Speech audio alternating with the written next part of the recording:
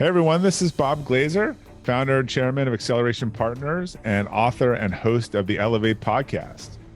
Today we're going to talk about what you can learn from the most objective talent evaluator of all time, why leaders must take the Hippocratic Oath, why a childhood trauma might actually be one of your missing keys to leadership, and why the new playbook for leadership requires very clear values built on self-awareness.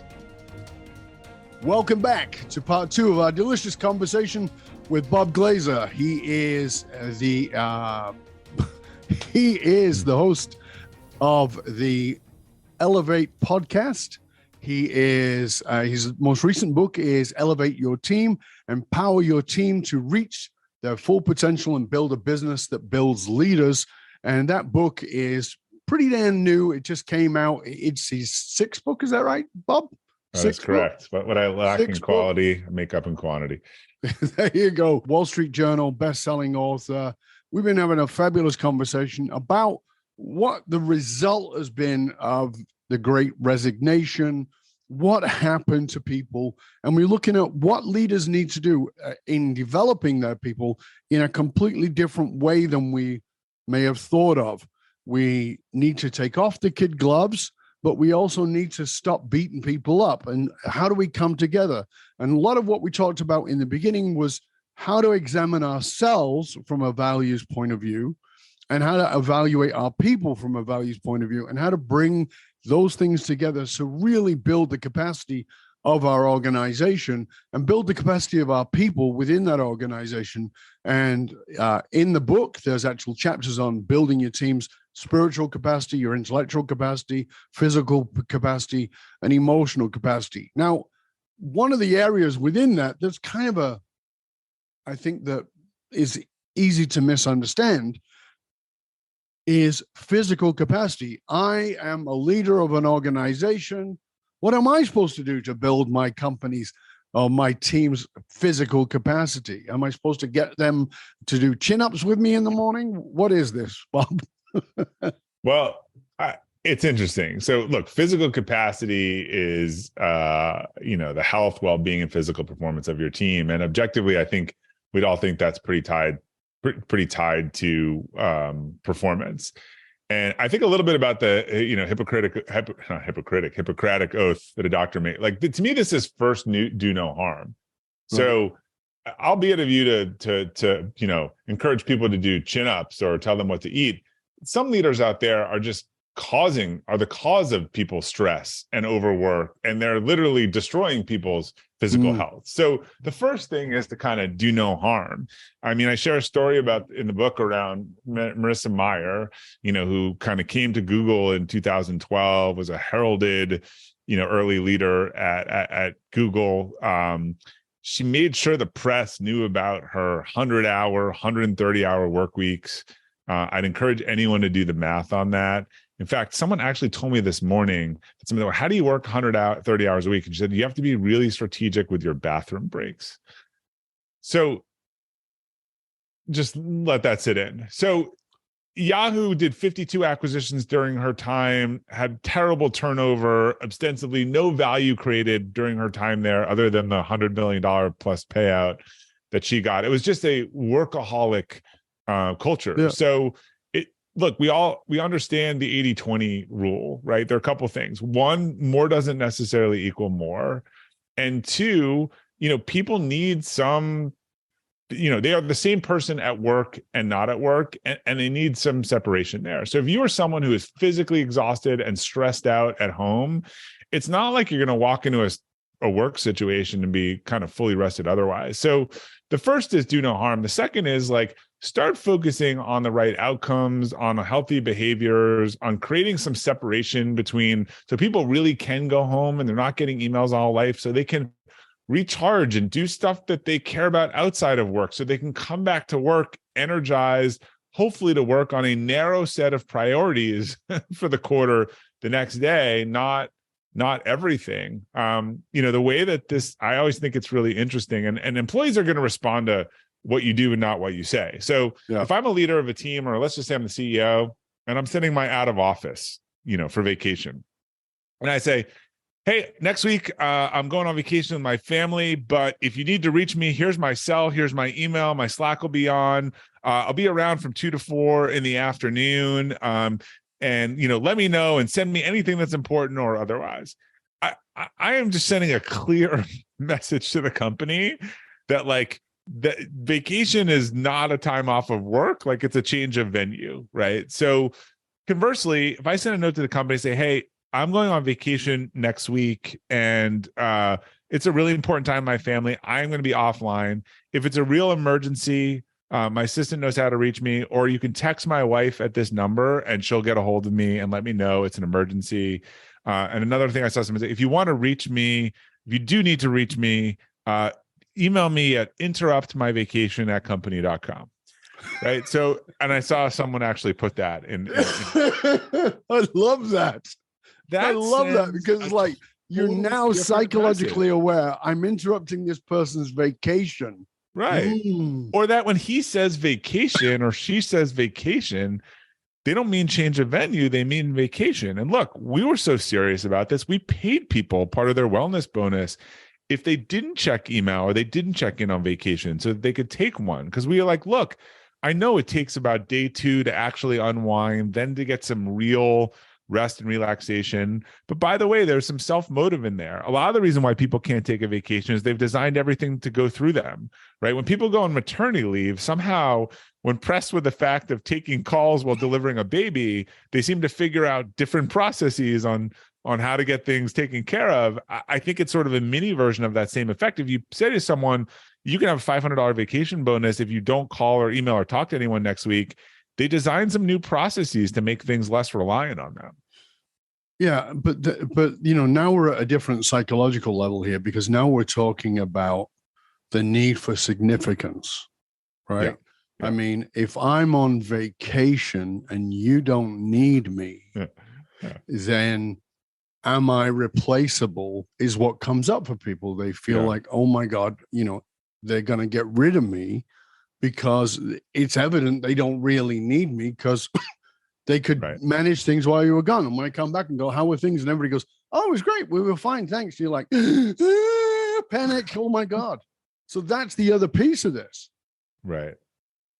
That totally ties into the culture though, right? I think if there's a culture where, that is the reaction versus there's a culture where I'm like, you say, I was so rested and relaxed last week, and the boss, I'm so glad to hear that. Like, where they're actually valuing that. So I would also argue that those other cultures tend to value, and this is the biggest change since COVID and otherwise, they're valuing inputs over outcomes, right? They're the types of cultures where, it's the ass in seat, the AIS time, it's the spinning the wheel. I mean, no one, if I presented to you, salesperson A, they make 100 phone calls a week, they work 50 hours a week, and they sell $10,000. Salesperson B makes 40 phone calls a week, works 25 hours, and they sell $50,000. Which salesperson are you hiring? Well, this is it. But, I think that we're still in this industrial complex mindset, which is the hours that count. And so as opposed to what you deliver, if somebody's working for me, I say to them, here's the job. I need it by this time. I don't care if you spend an hour a day on it. I don't care if you spend 18 hours a day on it. You can do whatever you want. This is the job. This is the fee. And by the way, if you want to go and play volleyball on the beach, please go do that. Do whatever you want to do so that I get this in the best form possible. Because the only thing that matters is what I want. And I don't think leaders actually get that. Or what the organization wants. Look, I have a lot of people say to me in the interview earlier, oh, is this a lot of kumbaya stuff? And I was like, look, we are like the top company in our industry. We've grown 30% a year for 10 years. We have very clear KPIs and red light and green. Like, we are not shy on performance. But these are two mutually exclusive discussions. Like, how do I make you the best person that you can be and train you and everything to be better? And also, this is what we need done. And at some point, if it's red light for 3 quarters in a row, there's going to be a discussion that something's not working there. But I want to try to have you, be the best person for that job. But sometimes it's the wrong job or the wrong thing. And frankly, it's been the wrong job for the last 5 years, but no one's told you that, across companies. And maybe we have an honest discussion about, you don't want to be in sales because you don't like quotas or otherwise. So this is where, to me, these things are not mutually exclusive. And look, we all know the 80-20 rule, but people need to go restudy it. 20 and almost go look in your closet. You wear 20% of your clothes 80% of the time.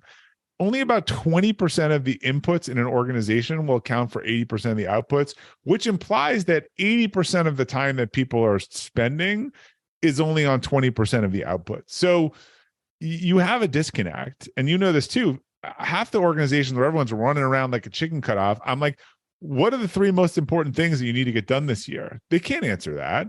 There's 12 priorities in the organization. So no one actually is clear what needs to get done, and it's not getting done.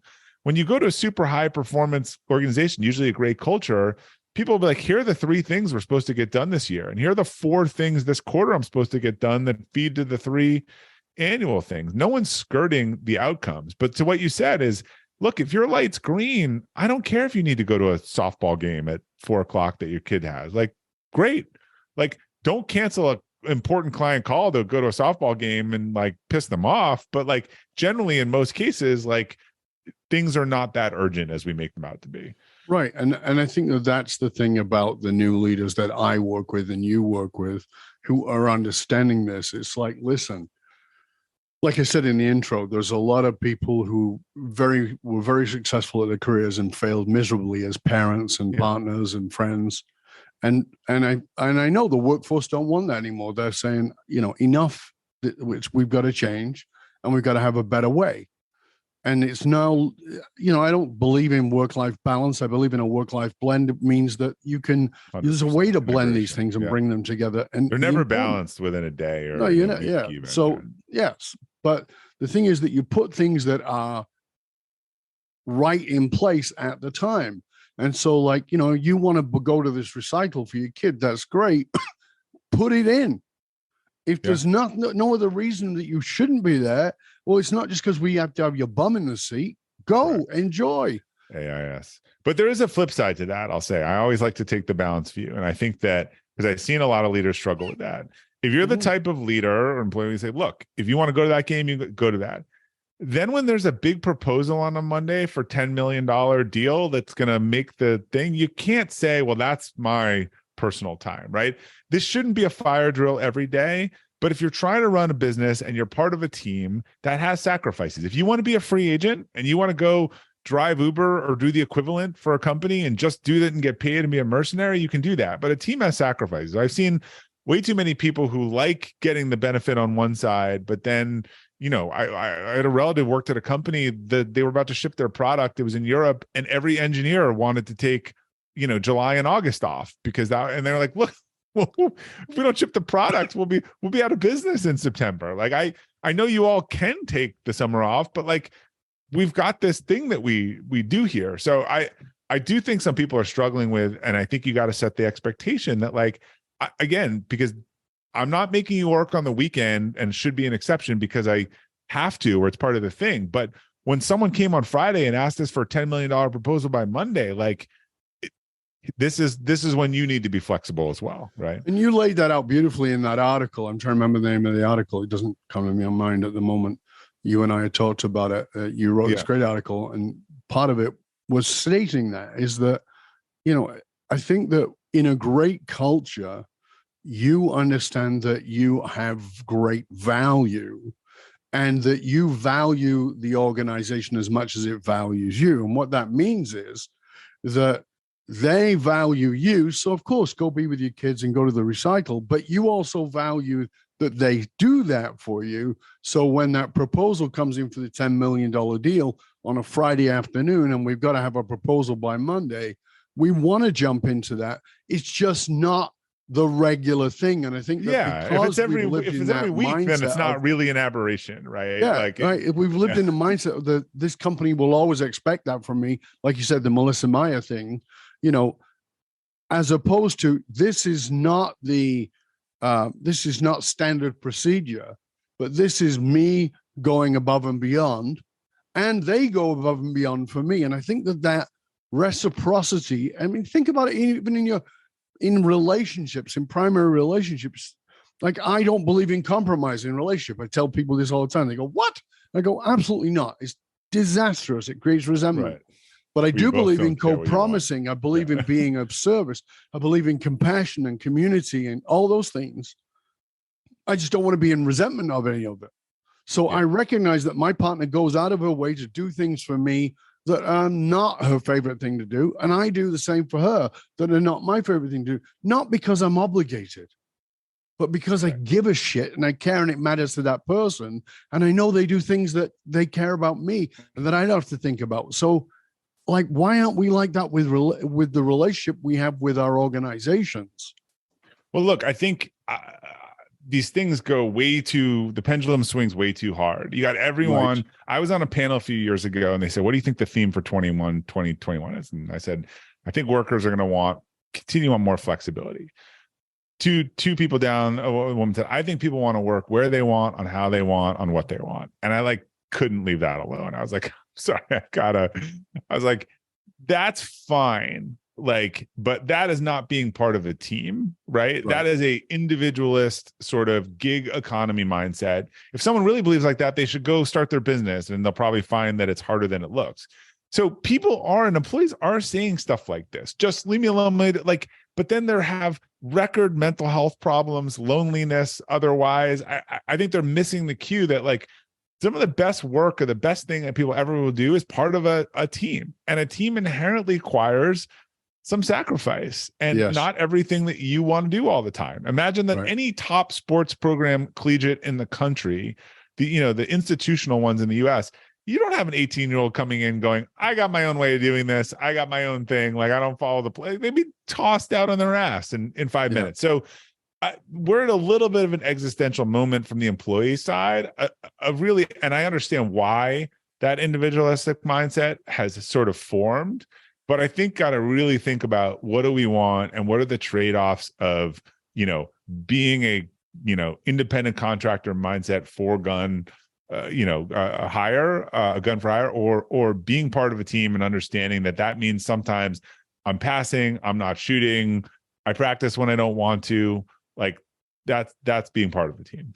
Yeah. I mean, for me, one of the industries I see that this is a great example, who do a good job of this, or not all of them, but many of them, is the good companies in the financial services. So whether they are accountants or financial management or whatever it is, and the smart companies say, listen, it's quiet around here between this month and that month. Take your holidays then, enjoy your time. But here's the deal. It's not going to be a 40-hour week in February and March or even April. Right. We've got to catch up because we've got all the work comes at that time. But on this other time, it's fine. And, we expect you we don't expect 40 hours a week. We need more because there's a large capacity. And the ones that I've worked with, the companies that I've worked with have been amazing at this, have been a great way of explaining to people, we are willing to give on this hand, but we need to receive on that hand. And if you can't play that game, then you should probably go and be an entrepreneur and do your own thing. But this is how it works. This is the mutuality of the relationship. Yeah, and then everyone's clear on that expectation, and that might work for some people. They're like, look, I'm willing to run for these 3 months, and then I get to go do 6-week trips with my kids. And that's what's in the back of my head about doing that. And that, again, it follows interval training. Look, we can work hard. We all made it through the pandemic, working 100-hour weeks and drinking too much, but neither of those things were sustainable. No. Right. So there's what you can do in the short term to get by, and then there's what actually works over the long run. And you think about interval training and elite athletes, you can push yourself past your limits, but then you need rest and recovery before you think about the taper down. Before a big event, you stop doing any training, going into that event. Yeah. And that's something I think most people just don't understand.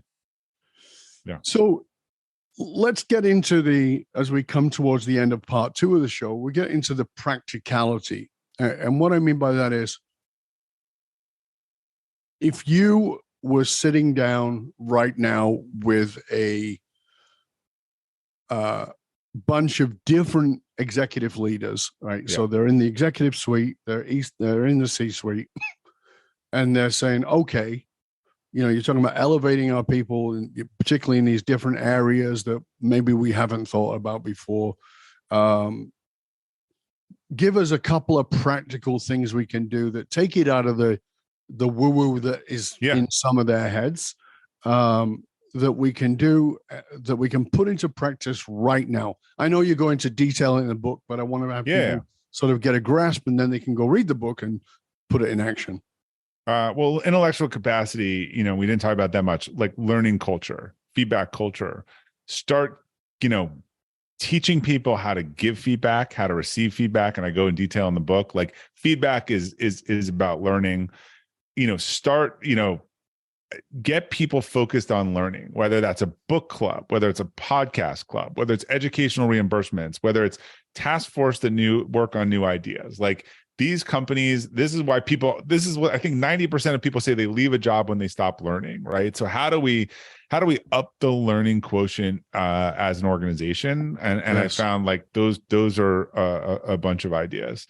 Then jumping another one we didn't talk about, kind of emotional capacity, which is kind of psychological safety, vulnerability.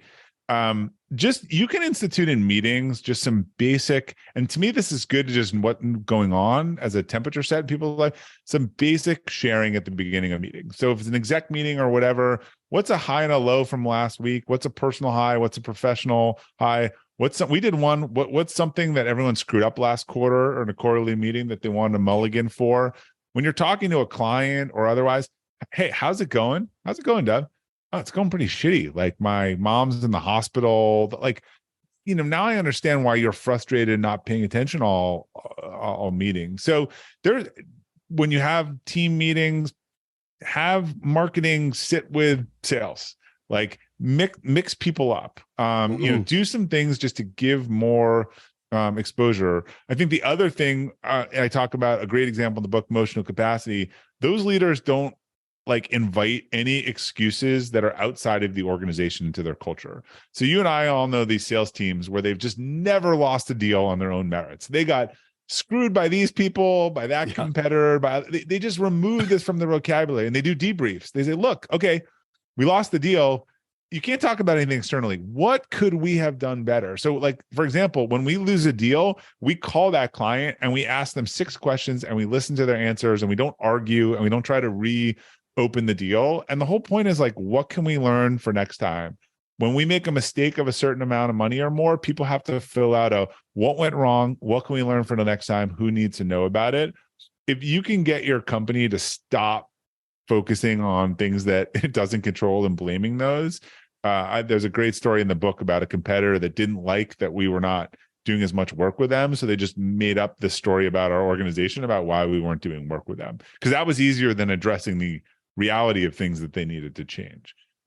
Yeah, I actually love that piece, because I think that, of course, for me at least, I talk a lot about emotional maturity, and one of the first keys of emotional maturity is responsibility for everything I'm responsible for, including the things I think I'm not responsible for. Extreme ownership. Yeah. Right. This is just absolute total ownership of it, and going, all right, but it was the weather. Okay. But what could you done? Well, I couldn't control the weather. Did you build a B plan? What was inside as opposed to outside? Do you have a rainy weather day plan? Right. Exactly. Right. What was the rainy weather? Oh, well, we didn't think about that. Okay. This is what do you that supreme here's my quintessential example of this. Restaurants. It's March 15th, 2000.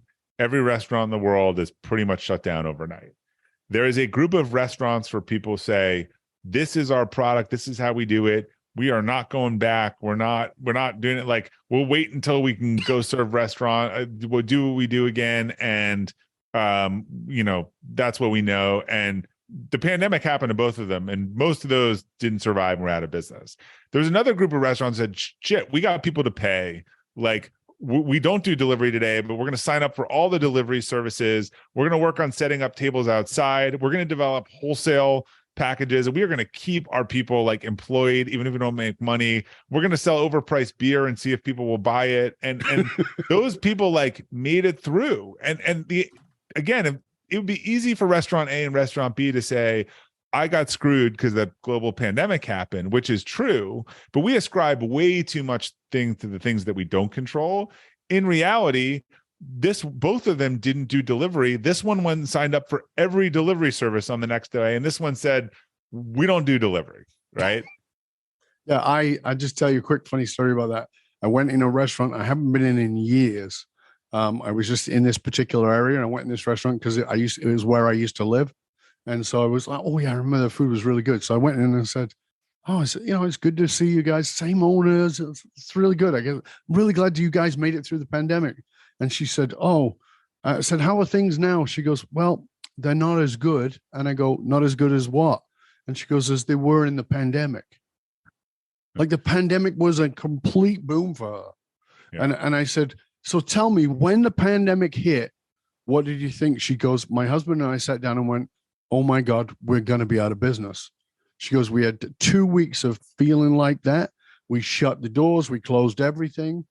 She goes, and then we spent money we didn't have on advertising on where we thought our people would be. And she said, and we just, every delivery service there was, if you were a guy around the corner who would put it on your bicycle and cycle over somewhere, we would do it. And she said, we had record sales. She goes, we're still trying to catch up to that. She goes, and we're working longer hours now than we were in the pandemic. She goes, in the pandemic, we shortened our hours and delivered more. We're still doing that. We're still doing all the deliveries, but it's not as good. Like, wow, like what a brilliant understanding of this is not a disadvantage. Right. This is a retrack. And now what are you going to do about it? Right. The pieces you control and the pieces you don't control. We lump them together into one thing. It'd be easy to say the pandemic screwed my restaurant, but that's not true for a lot of restaurants, including this one, right? Exactly. Yeah. So, Bob, it's been a joy and a pleasure, sir. It always is. Thank you for taking the time to be with us. Again, please tell everybody where they can find out more about you, about all of your wonderful resources, the books, etc. Sure. I am at robertglazer.com, glazer.com. That's the books. That's the podcast. That's Friday Forward that 200,000 leaders get every week. And if you want a shortcut to the new book, Elevate Your Team, it's EYT, Elevate Your Team, EYTbook.com. Fabulous. And of course, we'll make sure that all the links to Bob's resources are available to you in the show notes. We'll make sure that they're there. Again, I want to thank you, Bob, for being on the show today, and for you to lead. And remember, those who control the meaning for the tribe also control the movement of the tribe. Business and political leaders committed to positively shaping the landscape know that they must tap into what drives human behavior. And that means tapping into the emotional source code to tap the anatomy of meaning. I'm Dov Barron. I show businesses, teams, and leaders how to harness their emotional source code to move their tribe. Because unified actualized meaning is the one single monolithic difference between mediocrity and greatness for individuals and for companies. I want to thank you for sharing the show with everybody you know. Till next time, stay curious, my friends. Stay curious about how you can develop your people, how you can elevate them beyond anything you've ever thought of before, and how, in many ways, the Great Recession, the Great Resignation rather, was not about what went wrong. It was about what you need to do differently. You can bring your people up and you can raise their capacity in all of the different areas, emotionally, mentally, intellectually, spiritually, physically, across the board. And when you elevate them, you elevate your own organization. I'm Dov Barron. I'm here to assist you tapping into your own deepest meaning to reach that next level of clarity, focus, purpose, and profit in your business, your life, and your leadership impact. And I am out.